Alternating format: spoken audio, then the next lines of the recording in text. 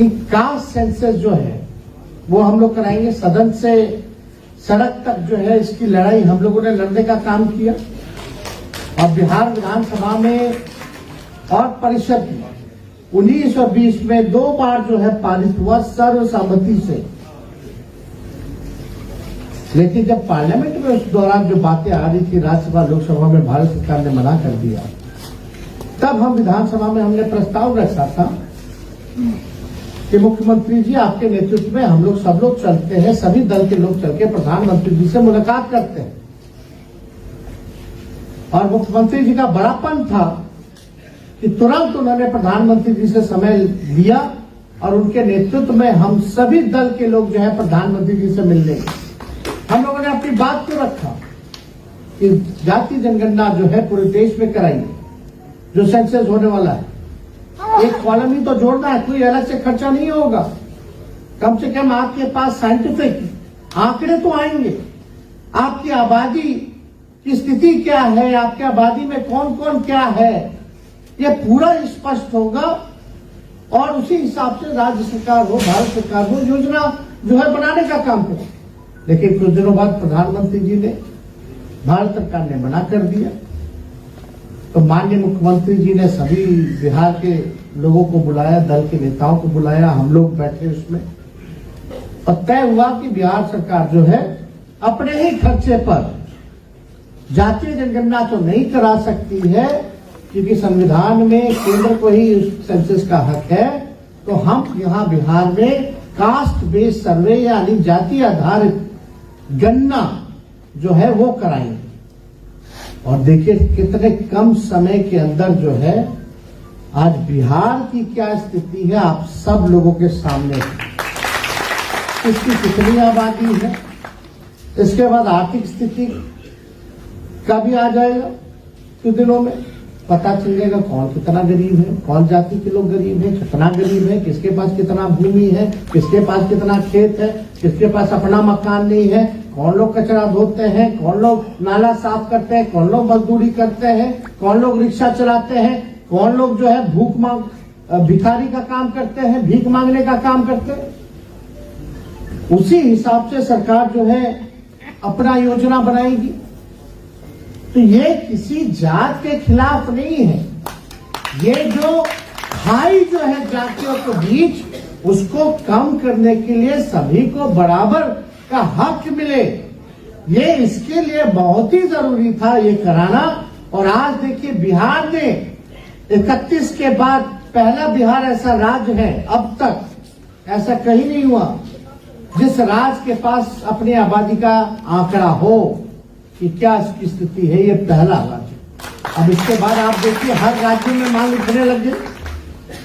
कल या परसों ही राजस्थान में अशोक गहलोत जी ने कैबिनेट से पास कर दिया, छत्तीसगढ़ में बघेल जी ने जो है वो अनाउंस कर दिया, कर्नाटका में अनाउंस हो गया। तो अब हर जगह देश में ये मांग उठने लगी है कि जातीय आधारित गणना या जातीय जनगणना जो है वो कराना चाहिए। अब कितने अड़चने भाजपा के लोग लाए, कोर्ट में भी गए तो किसी को भी खड़ा कर देता था पीछे से, रुकावट बन जाए।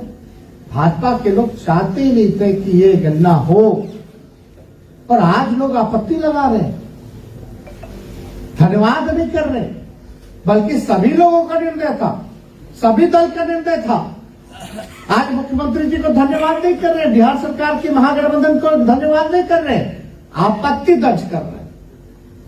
कुछ लोग कह रहे मेरा कम है, मेरा कम हो गया, मेरा कम हो गया। जो लोग कम करने वाले लोग हैं वो लोग सब बीजेपी के पार्ट एंड पार्सल हैं। जो लोग बोल रहे हैं उन्हीं के अलायंस के लोग बोल रहे हैं, उन्हीं के अलायंस के नेता लोग बोल रहे हैं। तो इसलिए हम आपको बताना चाहते हैं कि अगर उनको इतना ही आपत्ति है, चिराग पासवान जी को आपत्ति है, जीतन राम मांझी जी को आपत्ति है, उपेंद्र कुशवाहा जी को आपत्ति है या और भाजपा के नेताओं को आपत्ति है, तो भाई भारत सरकार तो आप ही का ना सरकार है, बोल करके नरेंद्र मोदी जी से करवा लीजिए। अगर आपको आपत्ति हो रहा तो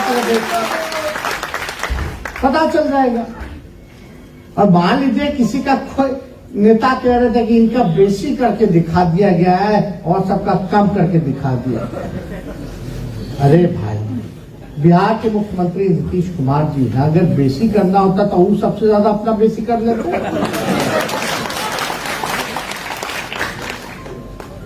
क्या सही बात है, सही बात। तो ये तो केवल भ्रम फैलाने की बातें हैं। और 31 का अगर आप देखिएगा तो उसमें भी यादवों की जो संख्या थी वो 11% थी। और वो तब 31 में बिहार अकेले नहीं ना था, झारखंड था, उड़ीसा था कि नहीं? तो आप कम कर दीजिएगा तो बिहार में ना सबसे ज्यादा यादव है, तो ऑटोमेटिक 14%। तो ये लॉजिक से लोग नहीं बात करता, कोई ज्ञान ही नहीं। बिना ज्ञान का कुछ ना कुछ बोलना है, अपने आंका को खुश करना है कि मोदी जी खुश हो जाएंगे तो एक आध दो सीटवा तो नहीं मारेगा। हालांकि बीजेपी किसी को छोड़ा है भाई। आज तो जो पार्टी के एनडीए में जो बिहार में जो लोग गए हैं वही लोग ना एनडीए से निकले थे। क्या क्या बोल के निकले थे। और एक पार्टी को तो खत्म ही कर दिया गया, 2 पार्टी बना दिया गया, घर को छीन लिया गया। घर है कहां बताओ तो भाई। फिर भी जो है कोई सामाजिक न्याय का ज्ञान नहीं है, कोई विचारधारा नहीं है, बस टीटीएम करना है और सुरक्षा पाना है। ऐसा नेता को Z+ सिक्योरिटी, Z कैटेगरी सब लोगों को भर दिया गया है भाई। बताओ पैसा कौन दे रहा है? कौन देगा? सरकार दे रही है, सरकार को कौन देता है?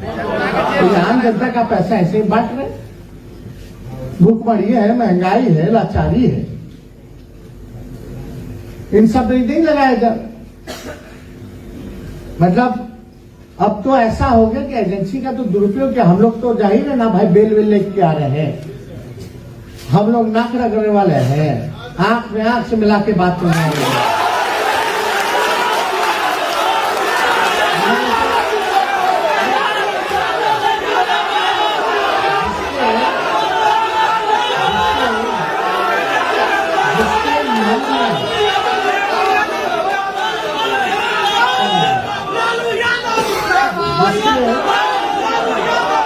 जिसके मन में बेईमानी हो, जो बेईमान हो, जो चोरी करता है, बस पूरा बात करो, जो चोरी करता है, जो बेईमान होता है वही ना डरता है।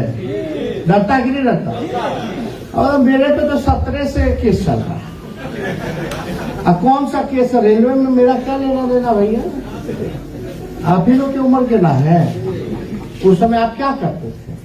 वोटो नहीं दे पाते होंगे, वोटर कार्ड नहीं बनता हो क्योंकि आप 18 के नीचे के थे। तो उसमें बोल दिया कि भाई कॉन्स्पिरेसी है। रेलवे वाले में एक केस नहीं, रेलवे का 2 केस जो हम पे थमा दिया गया।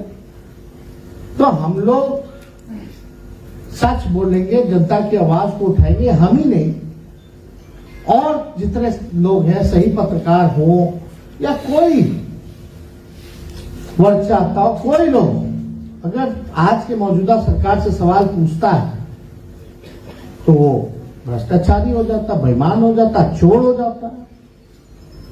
लेकिन वही भाजपा का गुणगान करने लगिएगा, उनके साथ चले जाइएगा तो डिटर्जेंट पाउडर का ऐड सब फेल हो जाएगा।